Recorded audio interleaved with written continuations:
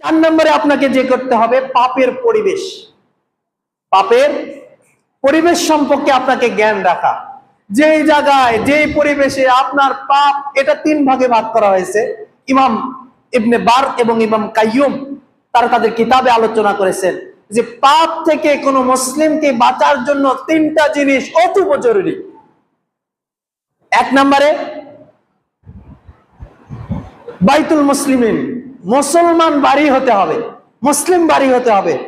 এমন বাড়ি যেখানে ফায়সা কথা আর কর্ম, টিভি, সিনেমা, সিরিয়াল আর নাচ গান আর বাদ্যযন্ত্র আর লাউড স্পিকারে সকাল এবং সন্ধ্যায় গান বাজনা, কি ইসলামী পরিবেশ থাকবে? ছেলে মেয়েরা ইসলাম শিখবে? শিখবে না। ছেলেকে মাদ্রাসায় দিয়েছেন, মাদ্রাসায় কোরআন পড়ে, নামাজ পড়ে 5 ওয়াক্ত, বাড়িতে আসার পরে আপনার স্ত্রী নামাজ পড়ে না, আপনার স্ত্রী সিনেমা দেখে সকাল এবং সন্ধ্যায়, মেয়েরা অশ্লীলতায় ঘুরে বেড়াচ্ছে, আর ওই ছেলেটা মাদ্রাসাতে পড়ে, বাড়িতে যখনই আসছে ওর নামাজ ছেড়ে দিয়েছে। হয় না? কেন ছেড়ে দিল? বাড়িটা ইসলামী বাড়ি নয়। এই জন্য আল বাইতুল মুসলিমিন, বাড়িকে ইসলামী বাড়ি করতে হবে। 2 নম্বর আল মাদ্রাসাতুল মুসলিমিন, মুসলিম মাদ্রাসা করতে হবে। ইসলামী সংস্কৃতি থাকবে মাদ্রাসায়। এখানে মাদ্রাসা মানে শুধু মাদ্রাসা নয়, মাদ্রাসা মানে school, college, university, KG, kindergarten, সবকিছু ইসলামিক কালচার শেখাতে হবে। এমন স্কুলে ভর্তি করে দিয়েছেন, আপনি সারাদিন শিখান যে বলতো মান রব্বুকা, তোমার রবকে। আপনার ছোট্ট 7 বছরের বাচ্চাটা বলে রব্বি আল্লাহ, আমার রব আল্লাহ। আপনি ফজরের নামাজে উঠায় নিয়ে আসেন, তারপরে 9টা 8টা 9টার দিকে রেখে আসেন ওই কিন্ডারগার্টেনে, আর ওখানে শিক্ষক শিখায় আরে আল্লাহ আবার কি, আর পরকাল কি, তাই না? তুমি যেটা করতেছো এখন, যেটা কর্ম, ওটাই তোমার জীবন, ওটাই তোমার মরণ, ওটাই সবকিছু, তাই না? নাস্তিক্যবাদ শিখাচ্ছে, তাই না? সেকুলারিজম শিখাচ্ছে, বস্তুবাদিতা শিখাচ্ছে। কি এই ধরনের প্রতিষ্ঠানে যদি বাচ্চা ভর্তি করে দেন, আপনার বাচ্চা কোশ্চিন কালেও কিয়ামত পর্যন্ত মুসলিম বাচ্চা হিসেবে গড়ে উঠবে না। তার মানে 2 নম্বর কি বললাম? 2 নম্বরে যেটা বললাম আল মাদ্রাসাতুল মুসলিমিন, মুসলিম কমিউনিটি হতে হবে, মুসলিম মাদ্রাসা হতে হবে। এমন মাদ্রাসায় ভর্তি করে দিয়েছেন বাচ্চাকে যে কোরআনের হাফেজ হবে, আবার বেদাত শিরক শিখতেছে। শিরক কত দূর না গেলাম, বেদাত শিখতেছে, মিলাদের বেদাত, আর 40 বেদাত, আর চেহলামের বেদাত। এমন মাদ্রাসায় ভর্তি করে দিয়েছে, হুজুর সাথে নিয়ে নিয়ে বাড়ি বাড়ি মিলাদ খেয়ে বেড়াচ্ছে, তাই না? বেদাত শিখাচ্ছে, আপনার কোনো কাজ হবে না। আপনি এমন কাজ করলেন, মানে উপকারের থেকে ক্ষতি বেশি করে দিলেন। বাচ্চাকে বেদাতের উপরে মানুষ মান করলেন, আপনি বেদাতি সংস্কৃতির উপরে, শিক্ষার উপরে গড়ে তুললেন। সংক্ষিপ্ত আকারে বললাম। এই জন্য 2 নম্বরে আপনি যদি ইসলামিক পরিবেশে মুসলিম হতে চান পূর্ণাঙ্গ, তাহলে আপনার ছেলে মেয়েকে এমন প্রতিষ্ঠানে ভর্তি করতে হবে যেখানে তাওহীদ শিক্ষা হয়, যেখানে আল্লাহ সম্পর্কে জ্ঞান দেওয়া হয়, যেখানে দুনিয়ার ভালো উপকারী বিদ্যা শেখানো হয় এবং বেদাত, রাসূলের সুন্নাহকে শেখানো হয়, বেদাত থেকে বাঁচার কথা বলা হয়। 3 নম্বরে মুস্তাবাদ বিল ইসলাম, ইসলামিক কমিউনিটি হতে হবে, এমন পরিবেশ হতে হবে যে এই পরিবেশের লোকেরা ইসলামিক মাইন্ডের। বাড়ি থেকে বের হলেই ওই বয়স্ক লোকটা আপনার ছেলেকে বলতেছে আসসালামু আলাইকুম মুহাম্মদ, আপনার ছেলে মাশাআল্লাহ, ওই লোকটা আমাকে সালাম দিল মুরব্বী, আমিও তাকে সালাম দেব। আপনার ছেলে ইসলাম শিখতেছে। মোহাম্মদ তানহেনা, এদিকে আসো, হাতে একটা খাবার দিল, বিস্কুট ধরে দিল, তাই না? আপনার ছেলে খাচ্ছে, বিসমিল্লাহ বলো, বিসমিল্লাহ বলো। সে শিখে দিল বিসমিল্লাহ বলতে হয়, ইসলাম শিখতেছে। এমন পরিবেশে থাকেন, বাড়ি থেকে বের হলে আশেপাশের যে বাচ্চাগুলো রয়েছে, ফায়সা কথা আর এই 3-4 পরে সেই বাচ্চাগুলো আপনার ছেলেকে টান দিয়ে নিয়ে ওই দোকানের পাশে যে বিড়ি সিগারেট খাচ্ছে, আছে না? শহরগুলোতে দেখেন।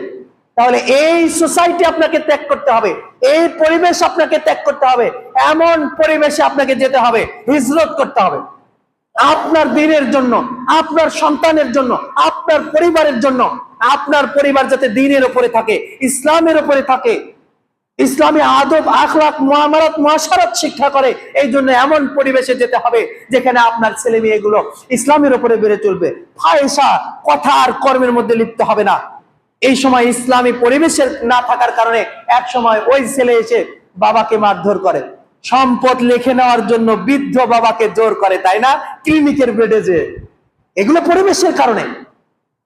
ইমাম কাইয়ুম রাহিমাহুল্লাহ তিনি বলেছেন যে পরিবেশ আপনার ছেলেকে ইসলামী হিসাবে গড়ে তুলবে, পরিবেশে আপনার ছেলেকে নাস্তিক বানিয়ে দিবে, বিজাতীয় বানিয়ে দিবে, পৌত্তলিক বানিয়ে দিবে। কুল্লু মাওলাদিন ইউলাদু আলাল ফিতরা। রাসূল মুহাম্মদ সাল্লাল্লাহু আলাইহি সাল্লাম বলেছেন যে প্রত্যেকটি সন্তান ইসলামের উপর জন্মগ্রহণ করে। ওই হিন্দুর বাড়িতে যে ছেলে হয়েছে, বাচ্চা হয়েছে গতকালকে, ওই মুসলিম। ওই খ্রিস্টানের বাড়িতে যে জন্মগ্রহণ করেছে, ওই মুসলিম। কিন্তু তার পিতা তাকে কি বানায়? মূর্তি পূজারক বানায়, নাসারা বানায়, খ্রিস্টান বানায়, হিন্দু বানায়। ঠিক আমাদের ছেলে মেয়েরা ইসলামী মুসলিম ঘরে জন্মগ্রহণ করার পরে ওই ফাহেসা কথা আর কর্ম আর ওই মুনাফিকদের সাথে ঘুরে ঘুরে আর ওই পাপাচারীদের খবাইসদের সাথে ঘুরে ঘুরে আমাদের ছেলে মেয়েগুলো এরকম খবিস হয়ে গেছে। আল্লাহ সুবহানাহু ওয়া তাআলা আমাদেরকে হেফাজত করুন। তাহলে 5 নম্বরে গুনার কারণ খোঁজা, যে আমি এই গুনাহ যে করতেছি, কি কারণে এই গুনাহ হয়ে যাচ্ছে, এই কারণ খুঁজে বের করা এবং এই কারণ চিহ্নিত করে ওই গুনার কাছে আর না যাওয়া। এই 5টি কাজ রাসূল সাল্লাল্লাহু আলাইহি ওয়াসাল্লাম বলেছেন যে তোমরা বেশি বেশি আল্লাহর নিকট দোয়া করো। যারা আল্লাহর নিকট দোয়া করে আল্লাহ তাদের প্রতি খুশি হয়, আর যারা দোয়া করে না তাদের প্রতি আল্লাহ রাগান্বিত হয়। তাহলে গুনাহ থেকে বাঁচার 1 নাম্বার কি বলেছি? দোয়া করতে হবে। 2 নম্বরে মুজাহাদা, চেষ্টা করতে হবে, তাই না? আপনি পাপ থেকে বাঁচার জন্য চেষ্টা করেন, সংগ্রাম করেন। 3 নম্বরে দূরদর্শিতা থাকতে হবে আপনার প্রতি, যে এই পাপটা করবো, এই পাপের পরিণতি কি হবে এই সম্পর্কে চিন্তা চেতনা করা, একটু ফিকির করা। 4 নম্বরে পরিবেশ দিতে হবে আপনার ছেলে মেয়েকে, তাই না? পরিবারে পরিবেশ দিতে হবে, স্কুলে পরিবেশ দিতে হবে, মাদ্রাসায় পরিবেশ দিতে হবে, আপনার কমিউনিটি সমাজে পরিবেশ দিতে হবে। আর 5 নম্বরে গুনার কারণকে চিহ্নিত করতে হবে। গুনার কারণ চিহ্নিত করে ওই কারণ যাতে আমার দ্বারা আর না ঘটে এই প্রচেষ্টা করতে হবে। আল্লাহ সুবহানাহু ওয়া তাআলা আমাদেরকে সমস্ত প্রকার কবিরা এবং সগীরা গুনাহ থেকে হেফাজত করুন, বলুন আমিন। রব্বুল আলামিন, আমরা বড় গুনাহগার, আমরা বড় পাপী। আপনার দরবারে, আপনার ঘরে উপস্থিত হয়েছি জুমার সালাত আদায় করার জন্য। রব্বুল আলামিন আমাদের জীবনে ছোট বড়, প্রকাশ্য অপ্রকাশ্য, দিনে এবং রাতে, সকাল এবং সন্ধ্যায় অনেক গুনাহ পাপ আমরা করেছি। আমরা আমাদের নফসের প্রতি জুলুম করেছি। আপনি মেহেরবানি করে আপনি ক্ষমাকে পছন্দ করেন। আল্লাহুম্মা ইন্নাকা আফুউন তুহিব্বুল আফওয়া ফাআফু আন্নি। মেহেরবানি করে আমাদের গুনাহগুলোকে আপনি মাফ করে দিন। রব্বুল আলামিন আমাদের পিতামাতা, আত্মীয় স্বজন, পাড়া প্রতিবেশী, দুনিয়া থেকে যারা বিদায় হয়ে গেছে তাদের কবরগুলোকে আপনি প্রশস্ত করে দিন, আলোকিত করে দিন, তাদেরকে জান্নাতুল ফিরদাউসে দাখিল করুন। রব্বুল আলামিন আমরা যারা সকাল এবং সন্ধ্যায় মসজিদ মাদ্রাসাগুলোতে দান করি তাদের দানগুলোকে আপনি ডান হাতে কবুল করুন। এক মহিলা মসজিদের কাজের জন্য বা মসজিদের জন্য এখানে 500 টাকা দান করেছে, আল্লাহ তার দানকে ডান হাতে কবুল করুন, বলা আমিন। আল্লাহ সুবহানাহু ওয়া তাআলা তার অন্তরে প্রশান্তি দিয়ে দিন, গুনাহ খাতা ক্ষমা করে দিন, পরিবারে বারাকাত দান করুন। পরিশেষে আজকের জুমার যে 5টি বিষয় বলেছি গুনাহ থেকে বাঁচা, এই 5টি বিষয় আমাদেরকে মেনে বুঝে আমল করার তৌফিক দান করুন, আল্লাহুম্মা আমিন। হাযা মা ইনদানা ওয়া লা ইলমুকুম ওয়া লাআল্লাকুম তাশকুরুন ওয়া সাল্লাল্লাহু আলা নাবিয়িনা মুহাম্মদ।